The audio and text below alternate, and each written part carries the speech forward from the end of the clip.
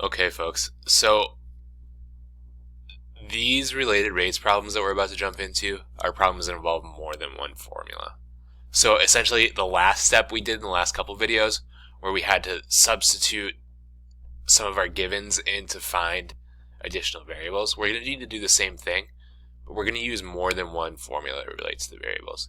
And these are things like volume and surface area, so you're familiar with like how to calculate the volume of a cube, for example. So the formulas are not new to you. So just focus on the process here. We're going to follow the same steps, so I can draw a sketch. So here's my cube. It doesn't have to be a great sketch. Here's my cube, so that's my sketch. And the volume of a cube is increasing. So my volume's increasing at a rate of 215 cubic feet per second. And then at the instant, volume of the cube is 162 cubic feet. What is the rate of change of the surface area of the cube? Okay, interesting. So my volume is increasing, so my cube's getting bigger, right? So we should expect the surface area to also be getting bigger. So we should have a positive answer when all is said and done. So I sketched. I'm going to write an equation. And here is where this gets interesting, right? So my volume formula is side cubed. And like the reason that this is interesting, right, is there is no surface area in this formula, right? So this just relates volume to our side. Okay, so we're going to need two equations in this case because we have to get from volume to surface area. The surface area formula, Delta Math expects you to know this, but it gives you some of the more challenging ones. Like it gives you the volume of a cube, or the volume of a sphere, or surface area of a sphere, for example.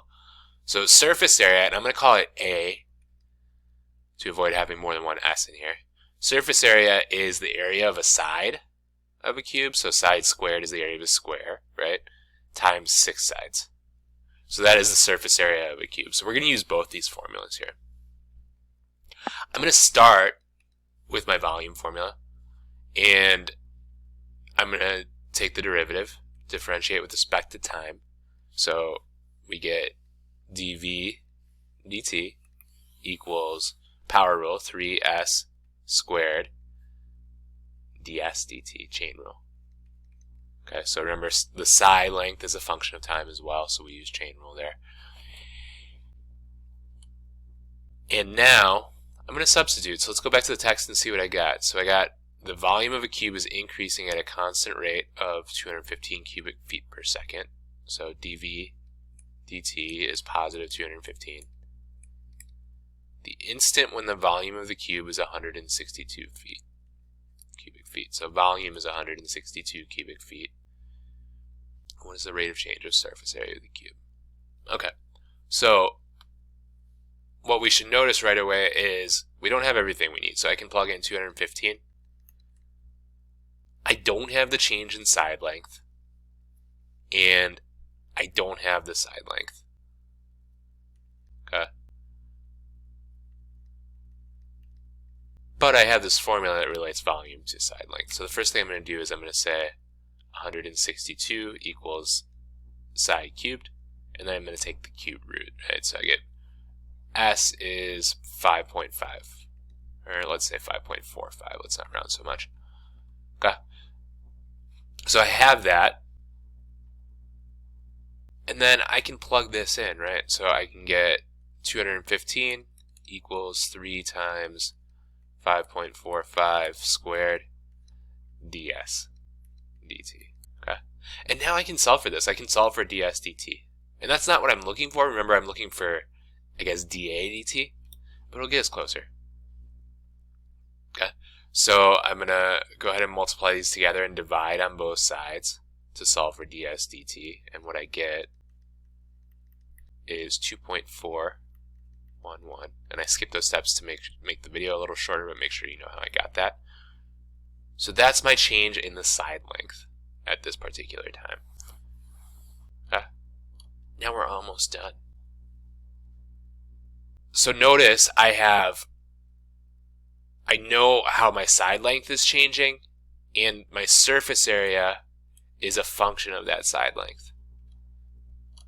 So I'm going to take that derivative now.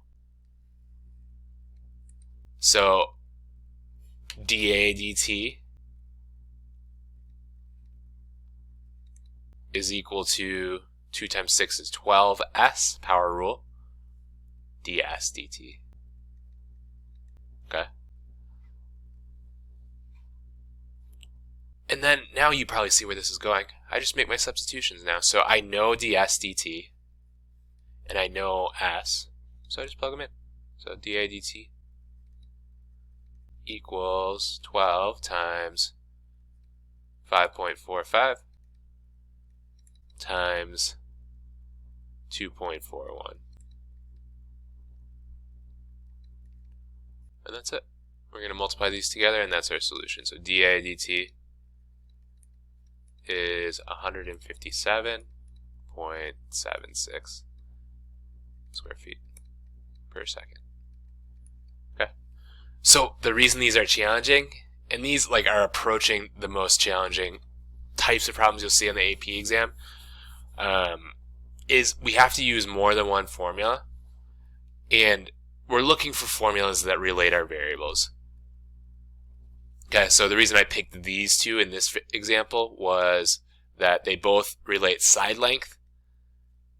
One of them relates the side length to something we know about, volume, and one of them relates side length to something we're looking for, surface area. Okay.